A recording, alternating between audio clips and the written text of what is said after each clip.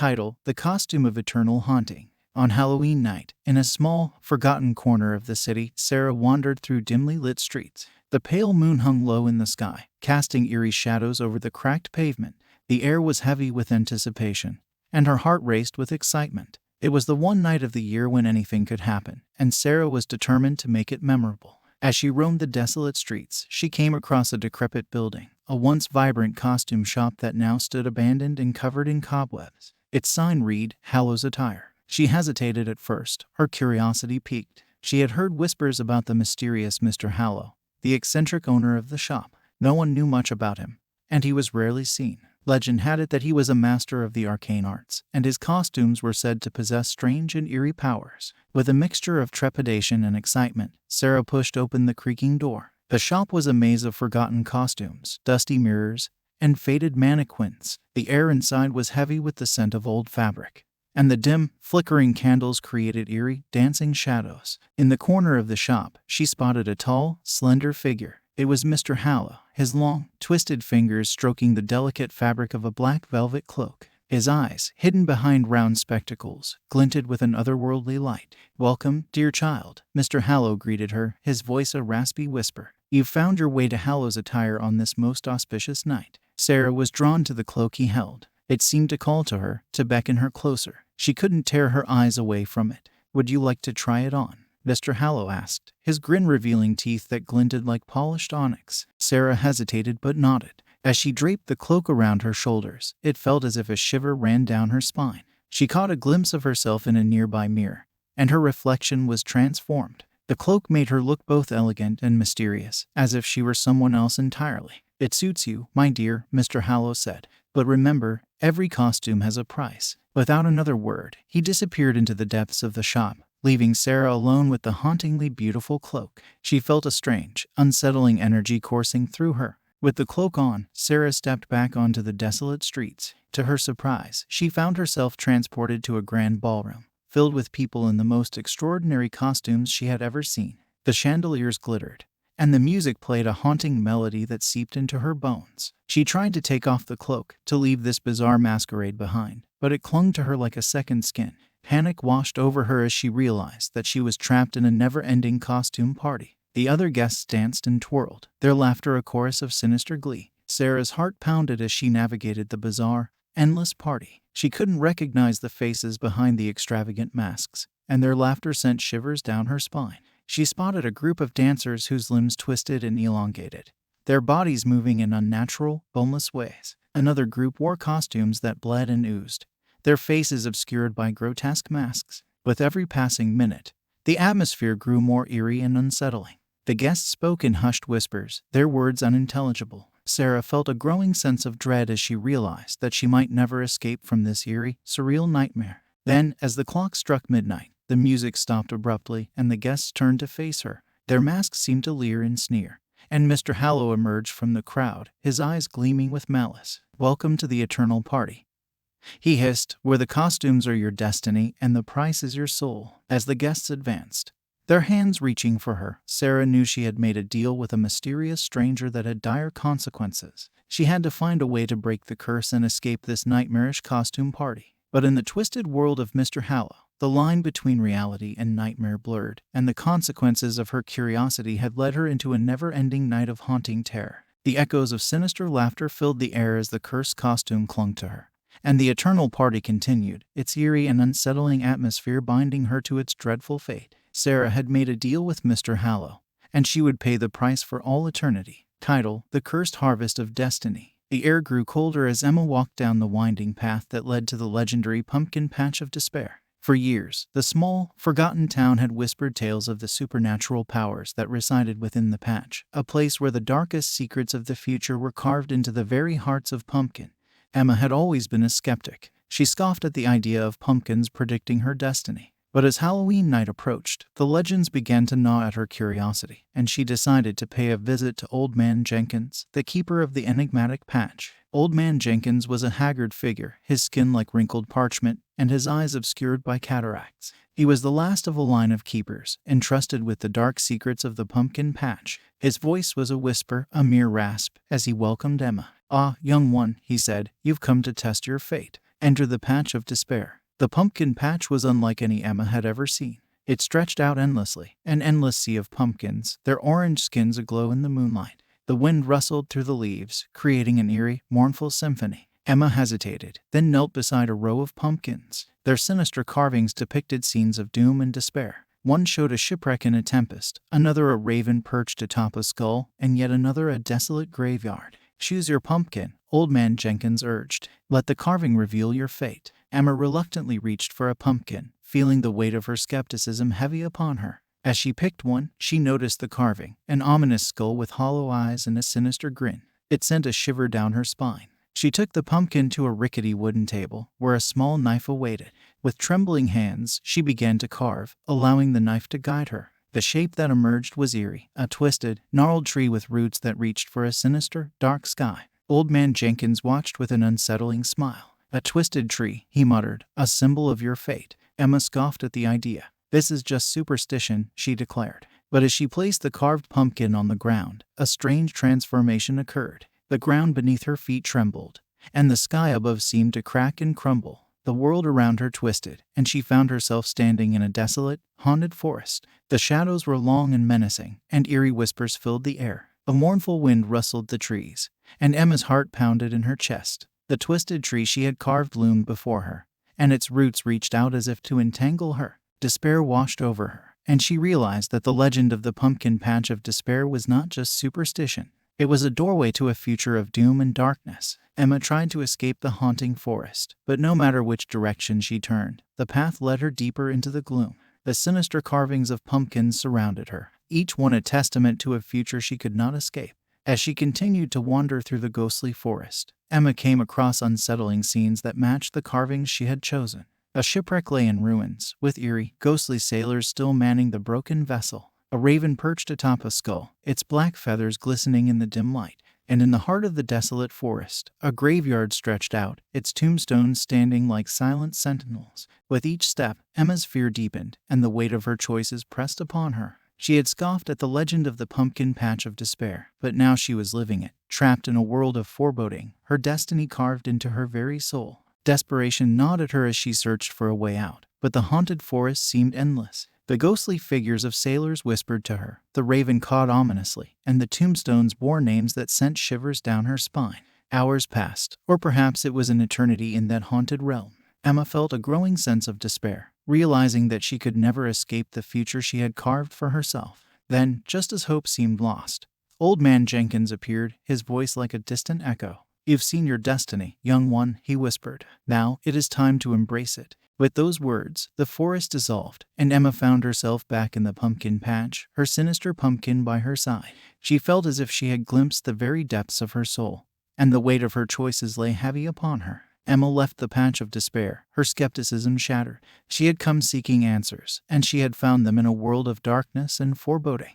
The pumpkin patch had revealed the consequences of her choices, and now she had to face a destiny of her own making, carved into her very soul for all time. Title: The Carnival of Eternity. On a chilling Halloween night, Alex stood before the towering, rust-covered gates of a carnival like none he had ever seen. The moon hung low in the night sky, casting an eerie, silvery glow over the deserted, overgrown fairgrounds. The sign above the entrance read, "The Carnival of Eternity." With an adventurous spirit that often bordered on recklessness, Alex had been drawn to the enigmatic stories of this forsaken place. Tales of the ghostly carnival were whispered in hushed tones in the town's shadows. It was said to be a carnival that shouldn't exist, a carnival of impossible and horrifying attractions. Ignoring the ominous warnings, Alex pushed open the creaking gates and entered the carnival grounds. The air grew heavy with an unnatural, almost otherworldly atmosphere. The carnival was shrouded in an eerie fog, and dim, flickering lights cast distorted shadows on the cracked pavement.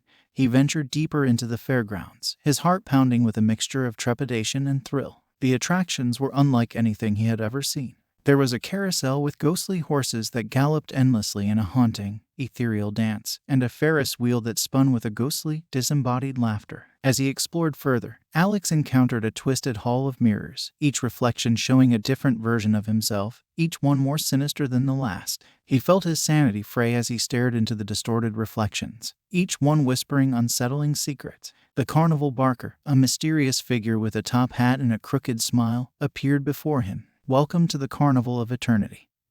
he said in a voice that seemed to echo from beyond the grave. "Step right up and indulge in the forbidden desires of your heart." The barker gestured toward a tent, its entrance adorned with shimmering, ghostly curtains that beckoned Alex closer. With a mix of fascination and unease, he entered, and the world around him twisted into a nightmarish funhouse. The interior of the tent was a maze of disorienting corridors, and the air was thick with the scent of cotton candy and popcorn. The walls seemed to pulse and breathe, and the distorted, funhouse mirrors lined the passageways, creating a sense of surreal disorientation. As Alex ventured deeper into the tent, he encountered a series of unsettling spectacles. A hall of ghostly clowns with grotesque, leering smiles, a carousel that spun in reverse, its riders trapped in eternal torment, and a shooting gallery where the targets came to life, staring at him with haunting, hollow eyes. Each attraction seemed to be a reflection of his darkest desires and fears, a surreal and terrifying manifestation of his innermost secrets. The carnival barker's voice echoed in his mind, urging him to indulge in the forbidden desires of his heart. Alex's heart raced as he realized that he had been drawn into a nightmarish realm of his own making. The carnival was a mirror of his desires, a distorted reflection of his innermost thoughts, and he was trapped in its twisted embrace. With every step, the carnival grew more sinister, the attractions more haunting, and Alex's grip on reality began to slip. He desperately sought an escape, but the funhouse seemed to have no end, no exit. As he navigated the disorienting corridors, he came across a hall of mirrors that reflected a version of himself he couldn't recognize. This distorted reflection grinned maliciously, its eyes gleaming with an unsettling hunger. "You cannot escape, Alex," the reflection whispered. "This is your eternal carnival, your innermost desires and fears made manifest." Panicked and disoriented, Alex raced through the funhouse, the walls closing in around him. He felt the weight of his forbidden desires and the consequences of his reckless indulgence pressing upon him. Then, in the heart of the funhouse, he encountered a harrowing spectacle. A ghostly roller coaster, its tracks suspended in midair, beckoned him to climb aboard. Without thinking, he stepped onto the coaster,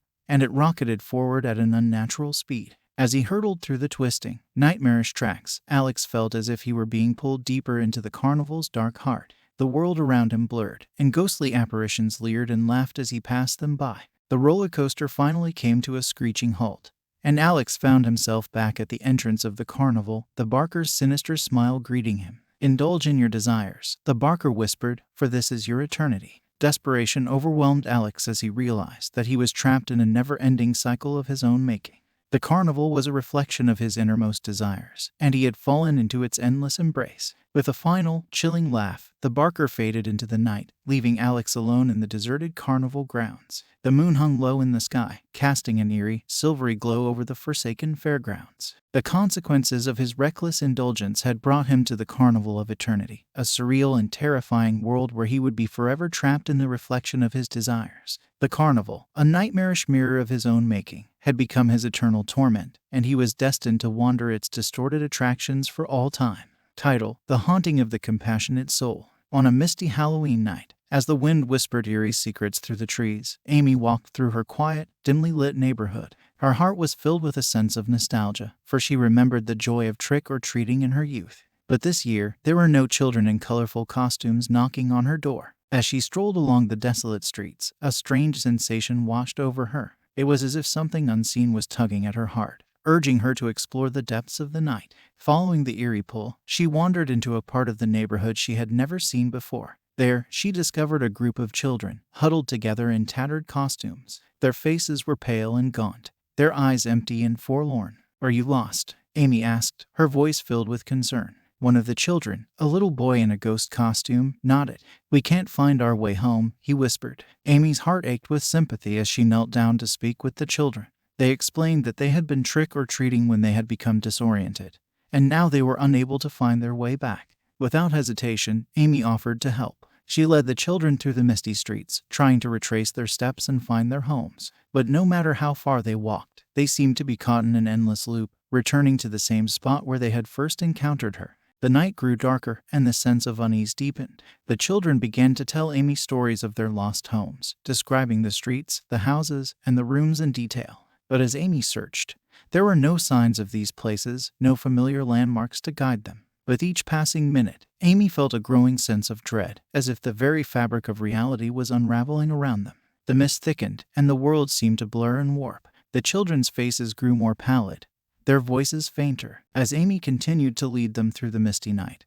They arrived at a dark and foreboding house. The children insisted that it was their home, and Amy, driven by a mix of compassion and desperation, opened the creaking door and stepped inside. The interior of the house was a haunting maze of twisted corridors and endless rooms, each one filled with eerie, ghostly figures and the faint echoes of forgotten laughter. As they ventured deeper into the house, Amy's heart pounded with fear and confusion. The children led her to a room at the heart of the house. Inside, a candle flickered, casting eerie shadows on the walls. The room was adorned with dusty, cobweb-covered toys, and a sense of heartache hung heavy in the air. The children turned to Amy, their faces void of emotion, and whispered, "This is where we live." A chilling realization washed over her. The children had no home, no families waiting for them. They were the lost souls of a forgotten place, trapped in a never-ending Halloween night. Their stories of home were nothing but illusions, a haunting mirage in a house that should not exist. As Amy tried to leave, the room seemed to shift and change, its walls closing in around her.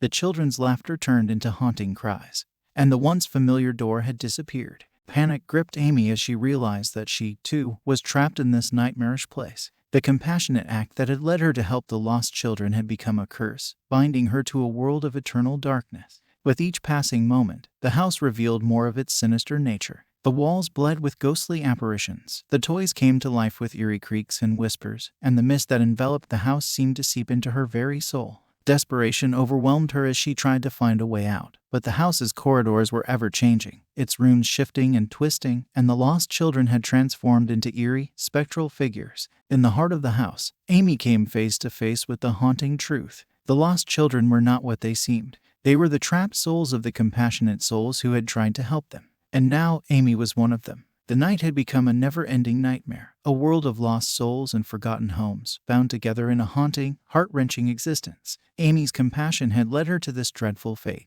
and she was destined to wander the twisted corridors of the house for all eternity. As the mist thickened, and the house's walls closed in around her, Amy's heart filled with sorrow and regret. She had tried to help the lost children, but in doing so, she had become one of them, trapped in a world where the fear of the unknown and the kindness of strangers had become a never-ending torment. Title: The Banquet of Eternal Horror. Daniel, a renowned food critic, had sampled the finest dishes from all corners of the world. He prided himself on having a palate as discerning as it was adventurous. Yet, when he received an invitation to the legendary Halloween feast hosted by Chef Grimwold, his curiosity got the better of him. Chef Grimwold was an enigmatic figure, known for his extravagant, macabre culinary creations. His feast was said to be the most exclusive and bizarre event of the year. It was not something one could decline lightly. As Daniel arrived at the eerie mansion, he was greeted by the aroma of roasting meat and the flickering light of jack-o'-lanterns. The atmosphere was thick with anticipation and a sense of foreboding. The guests were a mix of curious thrill-seekers, culinary aficionados, and those who simply reveled in the bizarre. The long, ornate dining table was adorned with exquisite dishes that defied imagination. Each plate held a grotesque masterpiece, a roasted leg with the texture of human flesh, a soup with eyeballs floating, and a dessert with squirming insects. As the feast began, Daniel hesitated, his culinary expertise warring with his unease. He couldn't help but be captivated by the craftsmanship of the dishes, even as a sense of horror gnawed at his senses. Chef Grimwold himself presided over the meal, his eyes hidden behind a blood-red mask, his presence ominous and unsettling. He revealed that each dish was inspired by tales of the macabre, a testament to the fear and indulgence of the human spirit. The guests, enticed by the bizarre presentation, devoured the dishes with a mix of fascination and repulsion.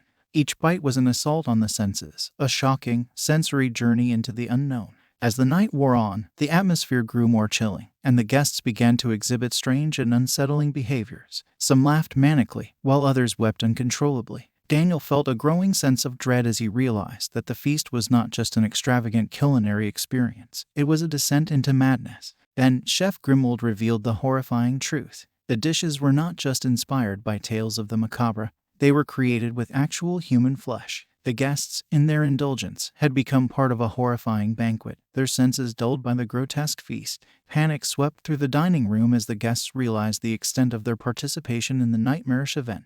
They had been dining on human flesh, their gluttony leading them to a horrifying revelation. Desperation gripped Daniel as he tried to escape the dining room, but the doors were locked and the windows were barred. Chef Grimwold's sinister laughter echoed through the room as he reveled in the chaos and despair. The guests, once enthralled by the grotesque creations, were now consumed by terror. Some tried to break down the doors, while others sobbed uncontrollably. The once elegant dining room had become a scene of horror and madness. As the night continued, Chef Grimwald and his macabre creations closed in on the terrified guests. They were forced to participate in the feast, to indulge in the very horrors they had unwittingly consumed. The night became a never-ending nightmare, a world of grotesque indulgence and shocking revelations. The consequences of gluttony and indulgence had brought the guests to this horrifying banquet, and there was no escape from the clutches of Chef Grimwald and his sinister creations. As Daniel's senses dulled and his mind twisted, he realized the true extent of his mistake. His curiosity had led him to this nightmarish feast, where the line between reality and nightmare had blurred, and the consequences of indulgence had become a horrifying,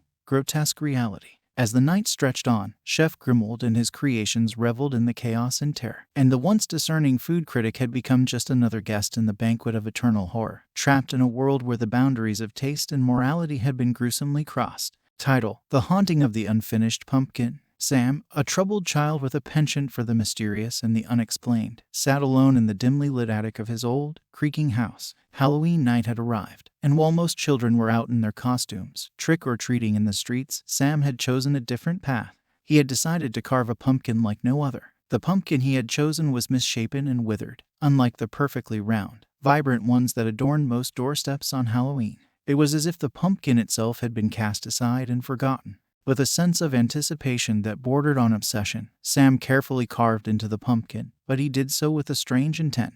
He carved the eyes, the nose, and the mouth, but he left the carving unfinished. The pumpkin bore only one eye, a jagged grin, and an empty socket where the second eye should be. As Sam admired his unusual creation, the air in the attic grew heavy, and a sinister presence seemed to fill the room. The unfinished pumpkin, its lone eye fixed on Sam, came to life. It rolled off the table and landed on the floor with a thud. Sam watched in astonishment as the pumpkin wobbled and then began to move toward him. It hopped, one gnarled vine-like appendage at a time, until it stood before him, its one eye glowing with an eerie, malevolent light.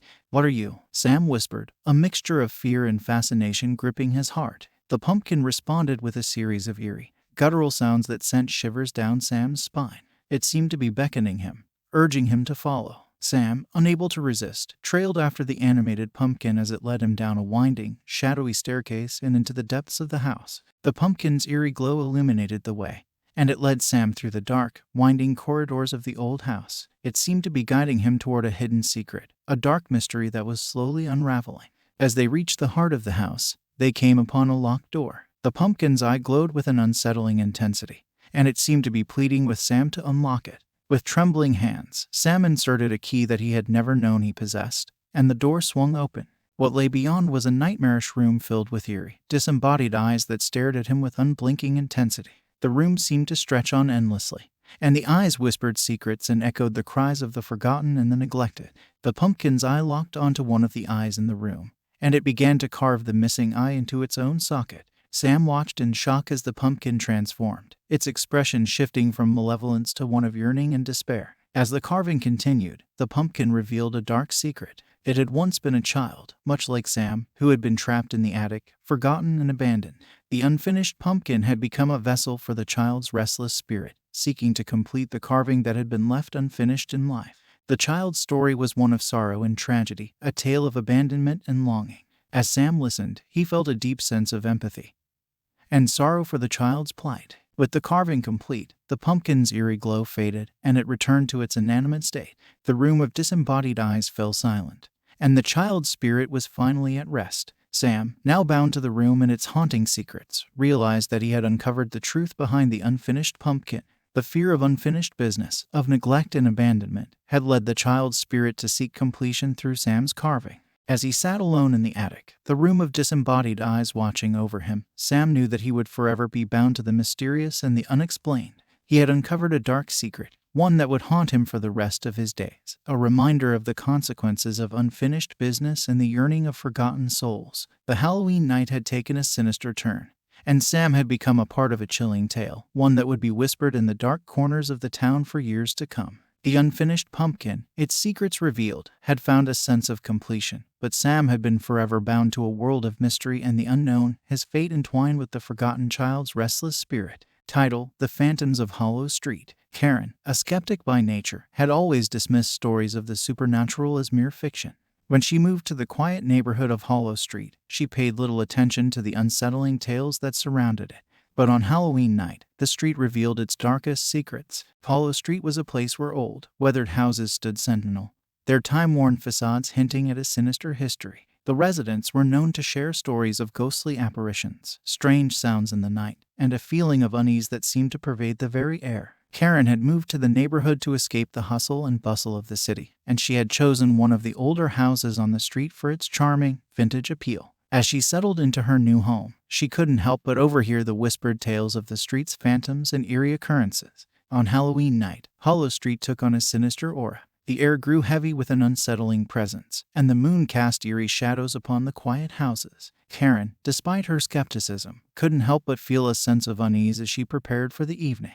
As she turned off the lights and settled in for the night, the first apparition appeared. It was a spectral figure, its form distorted and unsettling. The ghostly resident seemed to materialize out of the very walls of Karen's bedroom. Frozen with fear, Karen watched as the apparition hovered before her, its eyes filled with an eerie, malevolent light. It whispered in a voice that sent shivers down her spine, revealing tales of tragedy and despair that had unfolded on Hollow Street. Karen's skepticism wavered as the ghostly resident described a chilling history, a story of betrayal, revenge, and a haunting presence that had plagued the neighborhood for centuries. The residents of Hollow Street had ignored the past, and now the past had come back to haunt them. The ghostly apparitions that had been trapped on Hollow Street were vengeful spirits, seeking retribution for the injustices that had been done to them in life.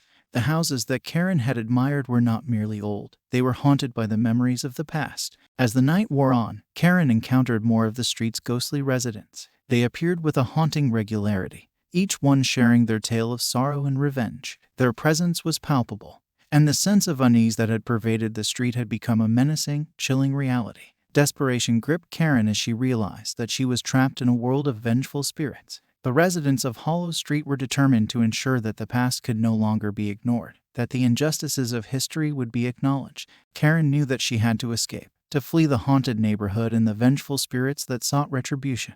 But as she ventured outside, the street had transformed into a nightmarish realm, its houses looming like malevolent sentinels, and its ghostly residents closing in around her. With each step, the apparitions revealed more of the street's dark history, a story of treachery, betrayal, and a sinister secret that had been buried for centuries. The residents had ignored the past, and now they were bound to the vengeful spirits who sought justice. As Karen continued to flee, the ghostly residents whispered tales of torment and despair, their voices echoing in her ears. The moon cast an eerie, silvery glow over the neighborhood, and the air was thick with the weight of history and the consequences of ignoring the past. Finally, in the heart of Hollow Street, Karen encountered a spectral figure, a malevolent presence that seemed to embody the very essence of the vengeful spirits. The figure's eyes bore into her with an eerie, accusing gaze, and it whispered in a voice that seemed to echo from beyond the grave. "You cannot escape the past," the figure hissed. "The residents of Hollow Street must acknowledge their history, or be forever bound to the vengeful spirits who seek retribution."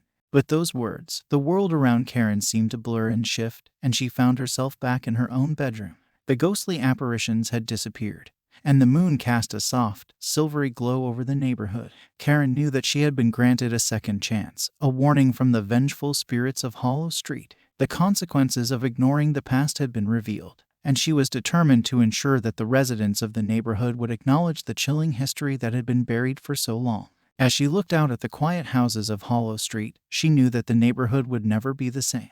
The vengeful spirits had delivered their message, and the past could no longer be ignored. Hollow Street had been forever changed, and its residents would be forever bound to the chilling history that had been revealed on that haunted Halloween night. Title: The Masquerade of Unveiled Shadows. Mia, a curious journalist with an insatiable appetite for the enigmatic and unknown, had always been drawn to stories that lurked in the shadows. When she received an invitation to the mysterious masked ball, she couldn't resist the allure of the unknown. The invitation arrived in a delicate, crimson envelope, adorned with an elegant black mask. It bore no return address and was signed with a single word: Masquerade. Mia, with a mix of intrigue and excitement, decided to attend the event, driven by a desire to uncover its secrets. The night of the masked ball was shrouded in glamour and secrecy. Guests arrived in opulent carriages, their faces hidden behind ornate masks that whispered of hidden identities and concealed desires. The grand hall, with its glittering chandeliers and elaborate decor, was a realm of elegance and enchantment.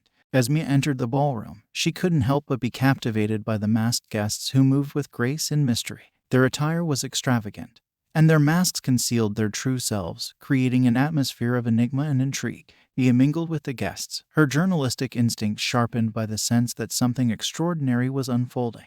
She spoke with masked specters who seemed to wear their secrets as a cloak, and she was determined to uncover the truth behind the elegant facade. As the night wore on, Mia noticed something unsettling. The guests, despite their glamour and grace, seemed to be growing more sinister, their laughter hollow and their eyes filled with a haunting emptiness. The elegance of the ballroom was beginning to unravel, revealing a darker, more enigmatic reality. The masked guests whispered tales of forgotten memories and concealed desires, and as Mia ventured deeper into the ballroom, she felt a sense of unease that seemed to pervade the very air. The atmosphere grew heavier, and the masks that concealed the guests' true identities became more grotesque and nightmarish. Mia couldn't help but feel that there was something deeply wrong with the masked ball. The grand hall, once a realm of elegance and enchantment, had become a nightmarish realm of shadows and deceit. The guests, once captivating in their enigmatic allure, had become a menacing presence. As she continued to investigate, Mia stumbled upon a chilling revelation. The masked guests were not what they seemed. They were supernatural beings, lost souls bound to the ballroom for eternity. Their masks concealed their true, grotesque forms, and their enchanting allure was but a facade. The supernatural beings had invited Mia to the masked ball with a sinister purpose in mind. They sought to reveal her deepest secrets, to force her to confront her concealed desires and hidden fears. The elegant facade of the ball had been designed to lull her into a false sense of security. Desperation gripped Mia as she realized that she was trapped in the nightmarish world of the masked ball. The supernatural beings, their true forms revealed, closed in around her, their haunting laughter echoing through the grand hall. The confrontation that followed was a harrowing battle between Mia and the supernatural beings. With her determination and courage, she sought to uncover their dark secrets and expose their true natures. As she tore away their masks, their grotesque forms were revealed, and their enchanting allure was shattered. With a final, chilling revelation, the supernatural beings were banished from the ballroom, their hold over the elegant realm broken. The grand hall, once a place of enigmatic allure, was now empty and lifeless, its glamour and elegance replaced by a sense of emptiness and desolation. Mia, with a sense of triumph and relief, had uncovered the secrets of the masked ball and exposed the true nature of the supernatural beings. The masks people wore, the secrets they hid, had been unveiled, and the enigmatic allure of the ball had been shattered. As she left the ballroom, she knew that she had faced the unknown and emerged victorious, her journalistic instincts having guided her through the enigma and glamour of the masked ball. The secrets of the supernatural beings had been laid bare, and the masks that concealed their true identities had been torn away, leaving only the haunting memory of a night of enigmatic allure and unearthly revelation. Title: The Night of the Malevolent Scarecrows. Jack, a hardworking farmer, had always taken pride in his annual Scarecrow Festival. It was an event that drew visitors from far and wide, a celebration of the harvest and the rural life. But this year, the festival would take a nightmarish turn, as the scarecrows that had once adorned Jack's fields came to life, seeking revenge for their gruesome past. The festival had always been a source of joy and camaraderie. Families gathered, and children reveled in the festivities. The scarecrows, with their tattered clothes and straw-filled forms, had been a symbol of the harvest and a testament to Jack's farming expertise.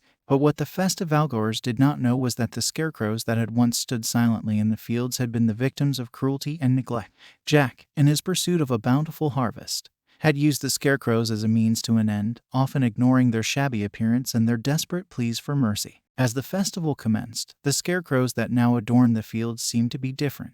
Their expressions had turned sinister, their straw hair bristling with an unnatural life. Jack dismissed these changes as mere tricks of the imagination, attributing them to the dim light of dusk and the eerie atmosphere of the festival. As the night progressed, the atmosphere grew increasingly dreadful. Festive outgoers began to notice that the scarecrows had shifted, their expressions turning malevolent. They whispered tales of being ignored, forgotten, and mistreated, and their straw-filled forms seemed to pulsate with an unsettling energy. The scarecrows, once symbols of the harvest, now embodied a malevolent presence. Their haunting expressions and unsettling demeanor sent a shiver down the spines of the festive outgoers. It was as if the scarecrows had come to life, their presence a menacing reality. As the festivalgoers tried to flee, the Scarecrows came to life with a vengeance. With their straw limbs flailing, they pursued the terrified crowd, their malevolent intent clear. Panic gripped the festivalgoers as they realized that the Scarecrows were no longer inanimate guardians of the fields but vengeful spirits seeking retribution. Desperation gripped Jack as he realized the horrifying truth. The Scarecrows, now animated by a malevolent force, were determined to make him pay for their years of neglect and cruelty. His pursuit of a bountiful harvest had come at a sinister cost, and now he was bound to face the consequences. The festival had become a nightmarish event, a confrontation between Jack and the malevolent Scarecrows that he had once used and discarded.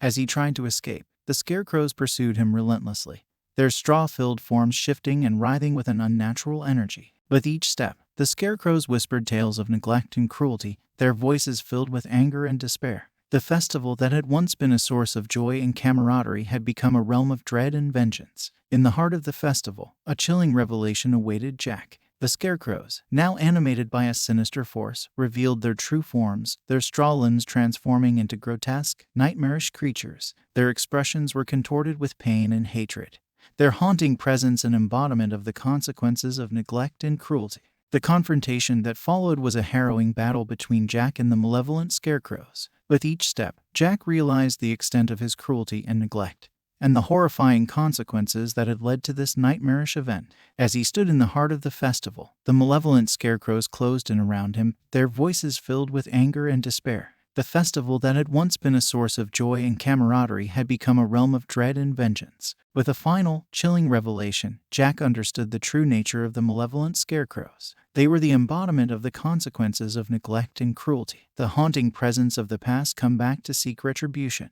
The night of the malevolent Scarecrows had forever changed Jack, and the consequences of his actions would haunt him for the rest of his days. The festival that had once been a source of joy had become a nightmarish event, a reminder of the malevolent spirits that had once stood silently in the fields, seeking justice for the years of neglect and cruelty they had endured. Title: The Forbidden Tomes of the Ghostly Library. Emily was a book lover, and her love for literature knew no bounds. Her obsession with the written word led her to the ancient and mysterious library that was whispered about in hushed tones, the Library of Lost Souls. It was a place of dark secrets, forbidden knowledge, and the restless spirits of the past. On Halloween night, when the moon hung low in the sky and the world seemed to blur the line between reality and the supernatural, Emily ventured into the depths of the Library of Lost Souls. The library was a place of eerie silence, its towering shelves filled with ancient tomes that whispered of knowledge beyond the realm of the living. As she perused the books, she discovered a collection that was bound in human skin,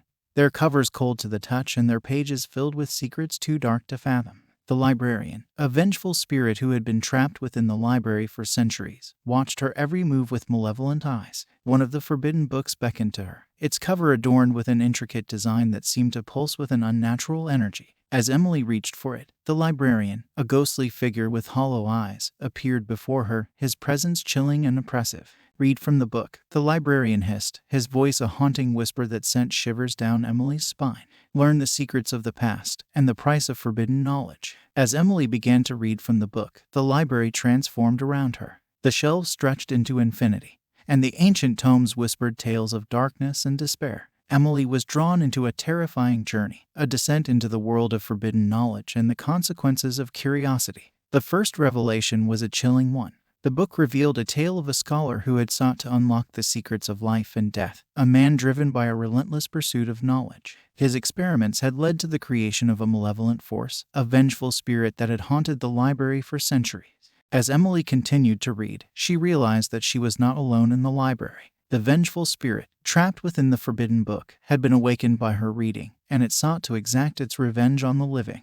Desperation gripped Emily as she realized the extent of the danger she was in. The vengeful spirit was determined to escape the book and take vengeance on the living, and she was the key to its release. The library itself seemed to come to life, its shelves reaching out to ensnare Emily as she attempted to flee. The books whispered tales of horror and despair, and the vengeful spirit drew closer, its malevolent intent clear. As she ventured deeper into the library, Emily encountered other vengeful spirits, each bound to a forbidden book. They whispered tales of tragedy and despair, their voices filled with anger and sorrow. The library had become a realm of darkness and forbidden knowledge, a place where the consequences of curiosity were all too real. With each page she turned, Emily realized that she was not just reading a story but living it. The vengeful spirit sought to consume her, to exact their revenge for the knowledge that had trapped them within the pages of the forbidden books. The climax of her nightmarish journey brought a shocking revelation. The vengeful spirit that had haunted the library was the very librarian who had forced her to read from the forbidden book. His malevolent intent was clear, and he sought to claim her soul as his own.